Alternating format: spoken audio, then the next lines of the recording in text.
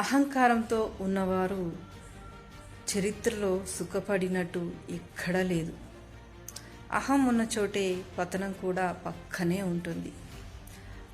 అహంకారం అనేది ఇదొక పెద్ద మానసిక వ్యాధి.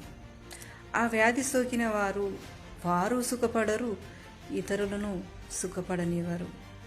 అహంకారం వల్ల ఎన్నో పోగొట్టుకుంటాం, ఎందరినో దూరం చేసుకుంటాం. అనుకున్న గోల్ కూడా మనం రీచ్ అవ్వలేము. అదే ఒకసారి అహాన్ని పక్కన పెట్టి చూడు, నీతో ఎందరూ ఎంత బాగుంటారో, నువ్వు అనుకున్నది ఏదైనా అహంకారం వదిలాక సాధించుకోగలవు. అహం అనేది ప్రతి చోట అడ్డొస్తుంటుంది నువ్వు అనుకున్నది సాధించుకోవడానికి. సో అదే అహం అనేది మనలో లేకపోతే జీవితం చాలా అందంగా ఉంటుంది. సో మిత్రమా,